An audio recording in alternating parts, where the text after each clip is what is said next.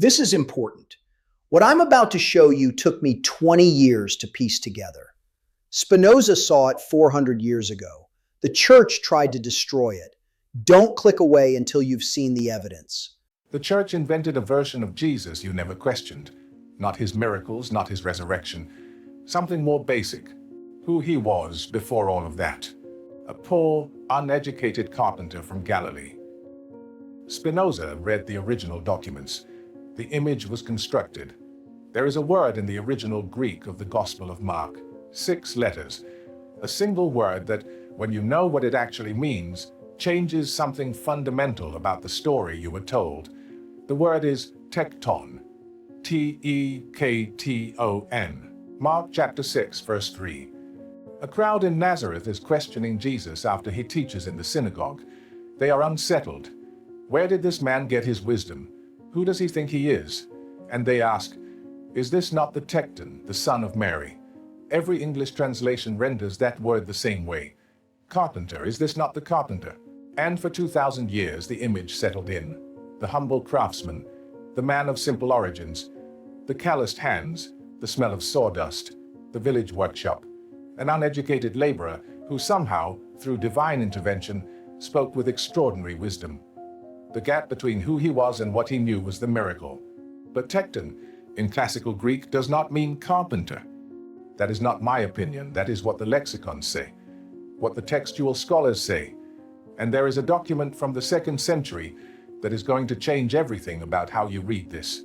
Let me start with the word itself, because the word is the first crack in the image. In Homeric Greek, the tekton is a skilled craftsman who works with wood. But by the Hellenistic period, by the time the New Testament was being written, the word had expanded considerably. It appears in the Septuagint, the Greek translation of the Hebrew scriptures, applied to smiths, masons, sculptors, shipbuilders. Anyone who works with hard materials, who shapes and constructs. The word carries connotations not of manual labor as low social status, but of technical skill and precision. A tekton was someone with expertise, a maker, a builder in the broadest sense. And there is something else, something a colleague in Durham mentioned to me once, almost in passing, and I have never quite forgotten.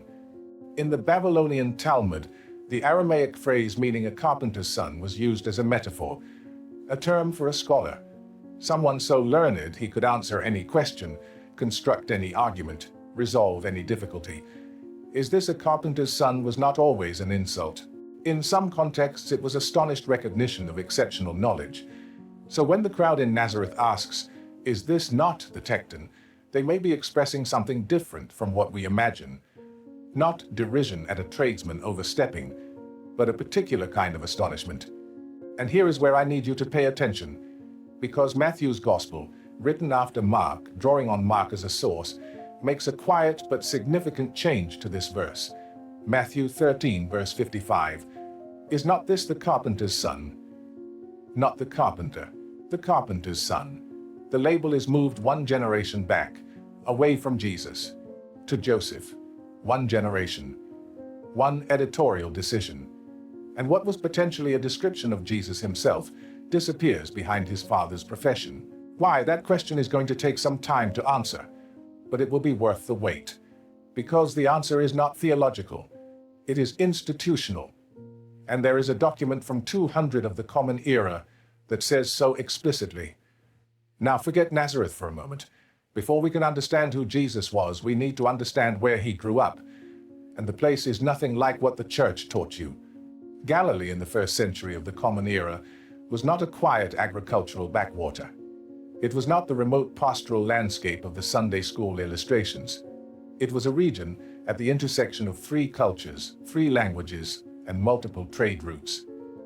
The languages spoken in Galilee at the time of Jesus' childhood were in rough order of daily use: Aramaic, which was the vernacular, the language of the street and the market; Hebrew, the language of scripture, of religious education, of the synagogue; and Greek.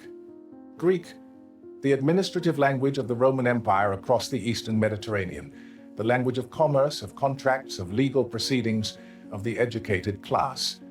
In 1st century Galilee, a tekton who could not navigate basic Greek would have struggled to work for certain clients. negotiate with certain merchants, deal with the representatives of Roman administration. But here is the detail that stopped me cold the first time I really grasped it.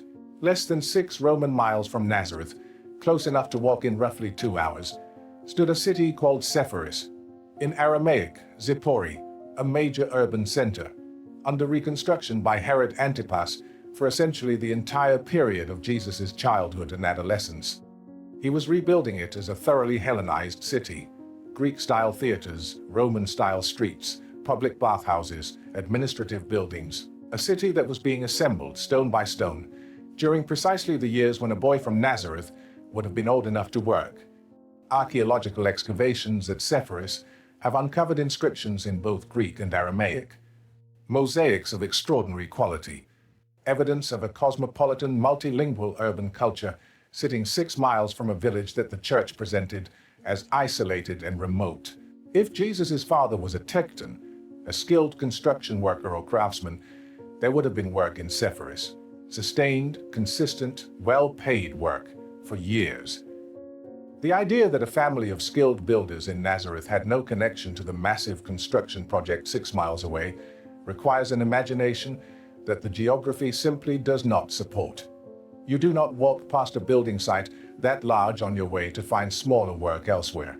And that 6-mile radius tells us something about the world Jesus grew up in, not the isolated Galilee of pious simplicity, a place where Greek was spoken on work sites, in markets, in legal proceedings, a place where the Roman world was physically present, being built, being heard, being lived. I want to hold on to Sepphoris for a moment, because there is something I saw there that I will come back to, something a guide mentioned, almost in passing, that has stayed with me. But first let me tell you about a winter afternoon in my study in Norwich.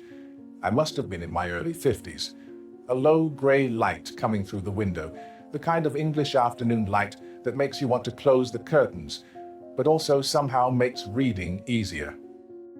2 books lay open on the desk simultaneously. Geza Vermez's Jesus the Jew and Israel Finkelstein's archaeological work on 1st century Palestine. The tea beside me had gone completely cold before I noticed it. I had been reading them separately for weeks. Good books, both informative. But that afternoon I had placed them side by side, and I started to see something I had not seen before. What I was looking at was not just 2 scholarly perspectives on the historical Jesus. I was looking at 2 different ways of dismantling the same construction, the same image, the one that had been built so carefully over so many centuries that most people had stopped noticing it was built at all. The humble carpenter, the uneducated man, the poor Galilean who somehow knew everything. Vermes was pointing out something about the educational system that every Jewish boy of the period would have passed through. Finkelstein was showing the archaeological reality of a Galilee that completely contradicted the pastoral isolation the church had projected onto it. How do I explain what it felt like to put those 2 books together? It was not dramatic. There was no single moment of revelation. It was more like watching a wall that you had always trusted start to show its actual composition, not plaster over stone. Something that had always looked solid, slowly becoming visible as something else entirely. And once you see it, you cannot return the image to what it was before. The educational system for Jewish boys in 1st century Galilee worked in stages. The first stage, from roughly age 5 or 6, was the Bet Sefer, the school attached to the synagogue. Every Jewish community of any size had one. Children learned to read Torah, not to understand the Hebrew intellectually, not yet, but to read it, to sound out the letters, to follow the words, to read aloud to an assembled congregation. By the time a boy was 10 or 11, he had been reading Hebrew scripture for 4 or 5 years. He knew the alphabet. He knew how letters combined. He had heard the texts read publicly, repeatedly, in Hebrew. And for boys who showed aptitude, who were selected for further study, there was the Bet Midrash, the house of study, where they went deeper into the texts, where interpretation began, where the debates that shaped understanding of Torah, of law, of ethics, started to take form.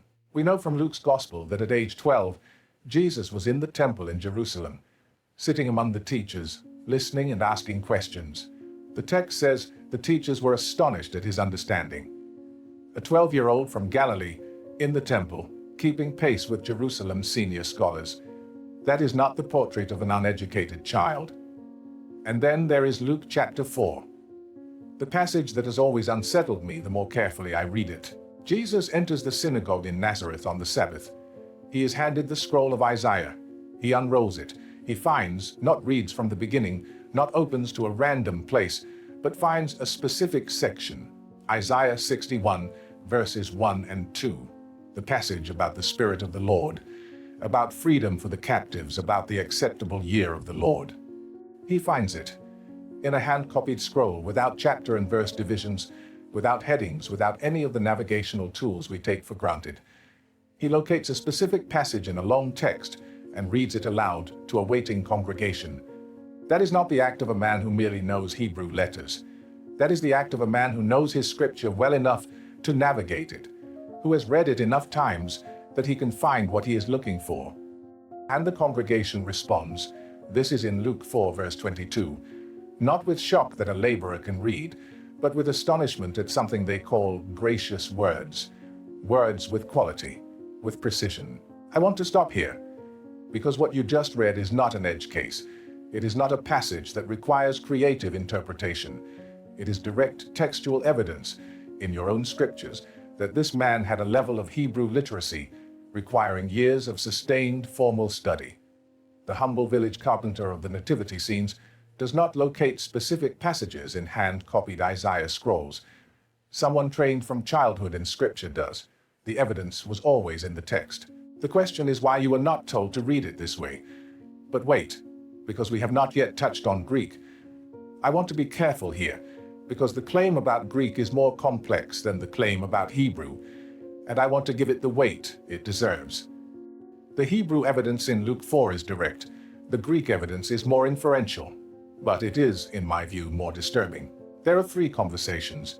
Each one tells you something different, and the third is the one almost nobody discusses. The first is in Mark chapter 7.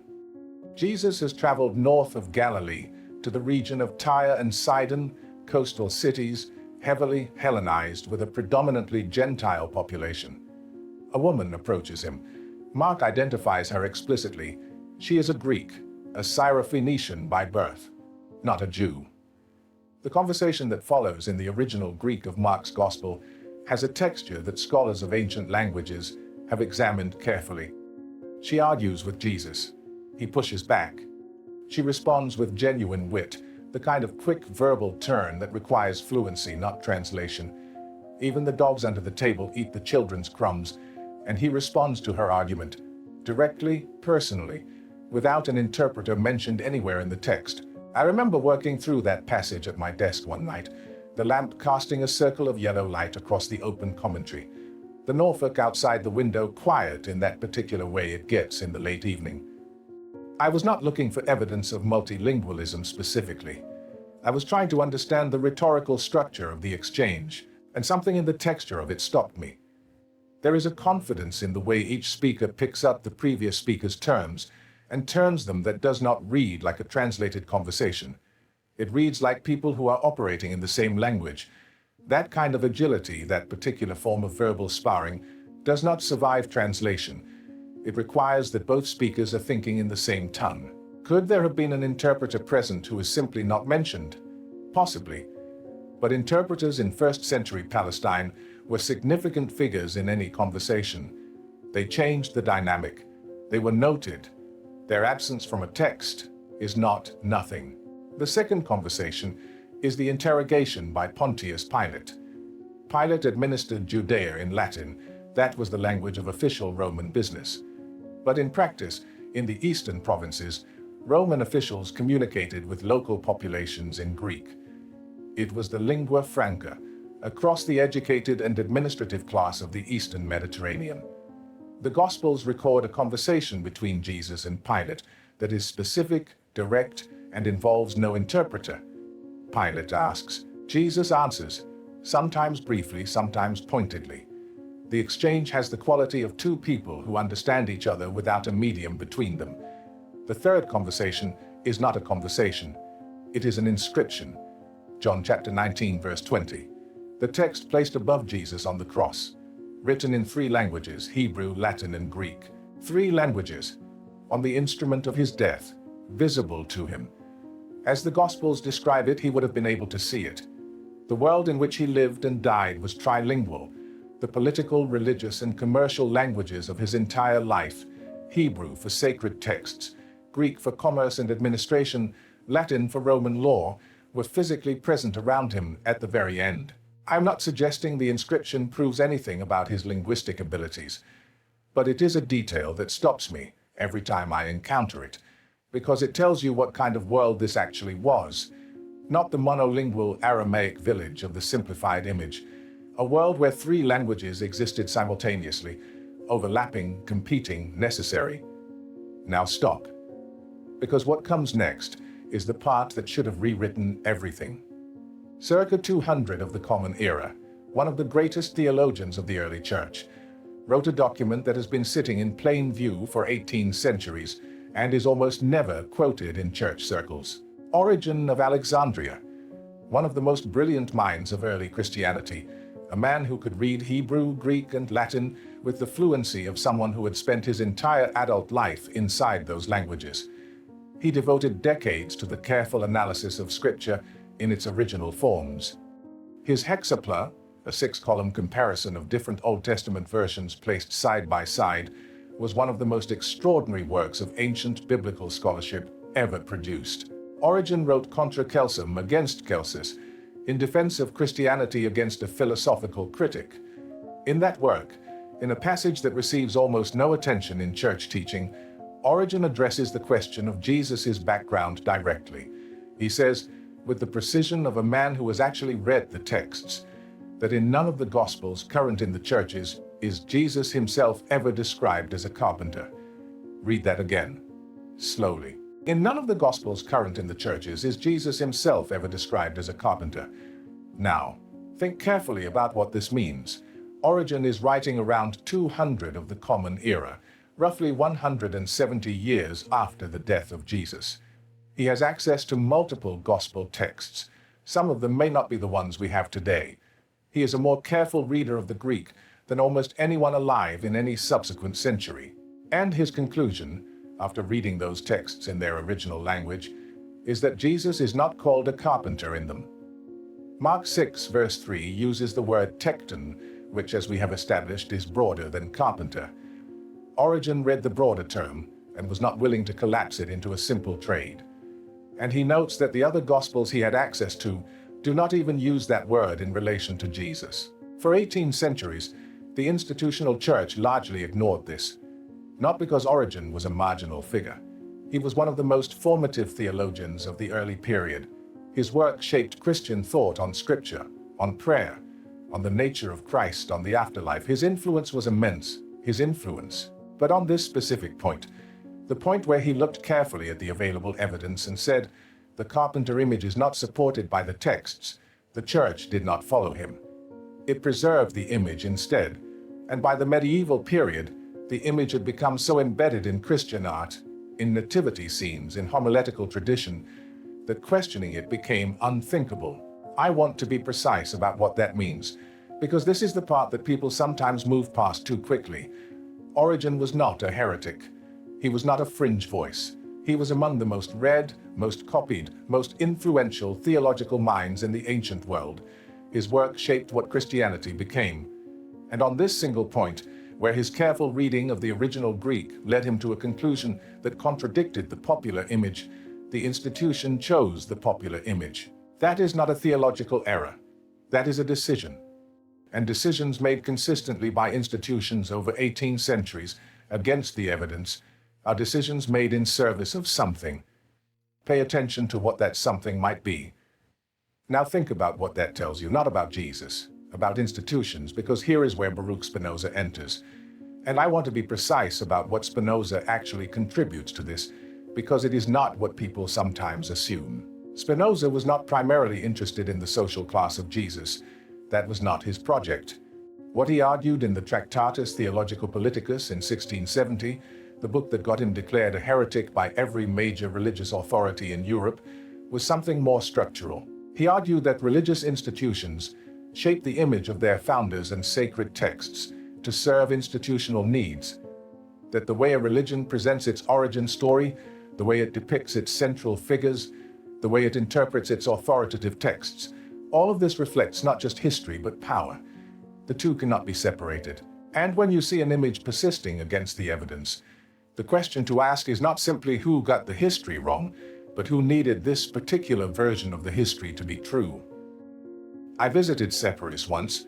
I think it was in the early 2000s, as part of a research trip. A group of us, an Israeli guide who knew the site well, spoke careful English, and had the habit of mentioning things almost as asides that turned out to be the most significant things he said all day. We were standing in what had once been a residential area of the Hellenized city.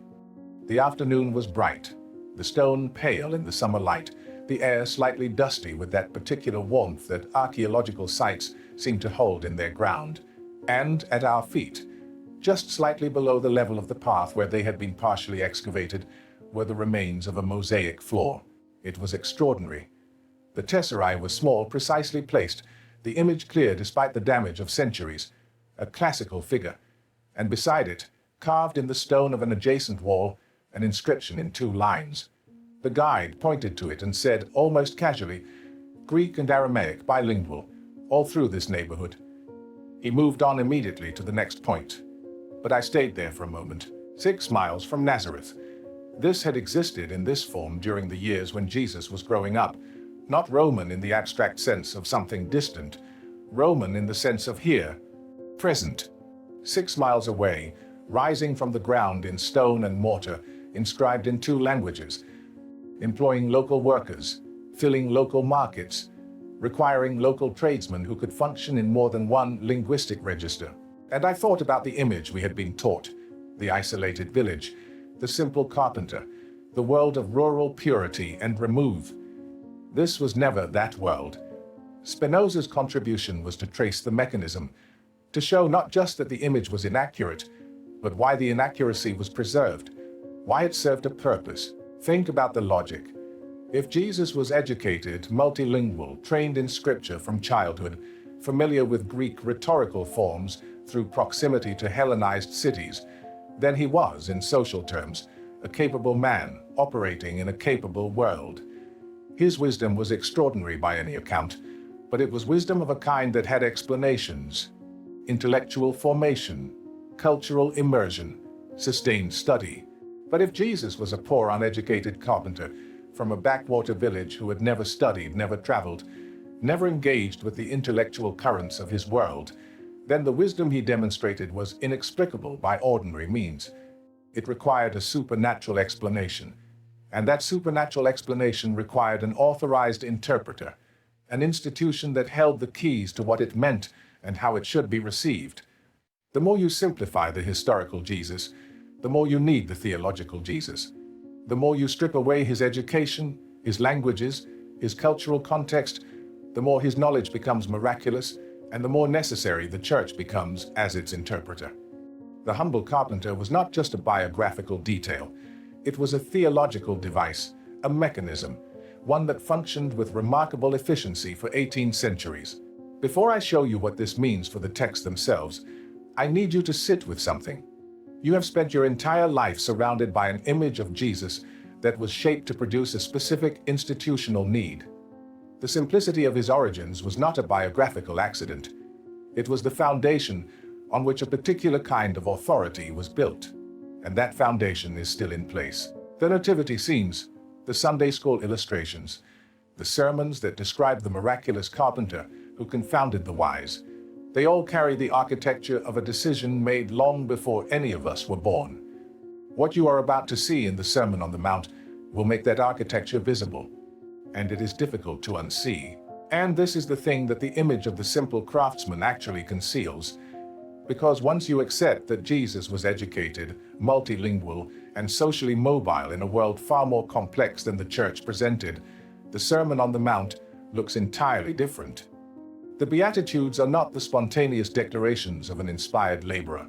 They are structured rhetoric. 8 parallel statements, each opening the same way, each inverting an expectation, each building on what came before. The inversion technique, taking received wisdom and reversing it, presenting the expected outcome as something to be questioned rather than assumed, was a staple of philosophical argumentation, of the tradition that ran from the Greek schools through the Hellenized world of the Eastern Mediterranean. The parables follow a similar architecture. They are not simple village stories. They are carefully engineered inversions. The elder brother's resentment in the prodigal son, the vineyard worker's complaint about equal wages, the Good Samaritan, in which the hero is specifically the figure the audience would have found least credible. These are not folk tales that a storyteller might produce incidentally. They are philosophical arguments presented in narrative form. The technique is deliberate. The craft is visible if you know what to look for. And Josephus, writing in his Antiquities of the Jews about the education of pious Jewish children in the 1st century, is explicit about how extensive that education was. Torah memorization, training in the debates of the tradition. He describes a system in which knowledge of Scripture was not a privilege of the elite, but an expectation of every Jewish household. We think it necessary, he writes, that all our people know our laws as well as they know how to breathe. Jesus grew up in that tradition. He would have been schooled in its methods from childhood. The image of an uneducated man displaying the eloquence and rhetorical precision of a trained scholar requires us to ignore everything we know about 1st century Jewish educational practice and replace it with a miraculous explanation that serves institutional purposes. You may be thinking, does any of this diminish Jesus? Does it make him smaller to know that he was educated? That he could read Isaiah and find the passage he was looking for? That he debated in Greek with a woman who argued back and was answered in kind? I have thought about that question for a long time, and I have come to believe that the answer is no. It does not diminish him, but it does disturb something, not Jesus.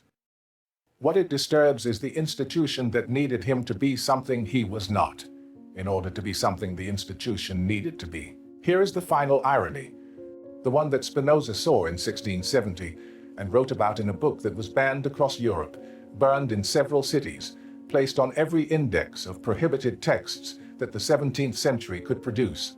18 centuries before Spinoza, Origen had already noted that the Gospels did not definitively call Jesus a carpenter. He said it plainly, in writing, in a text that was read, copied, transmitted, studied.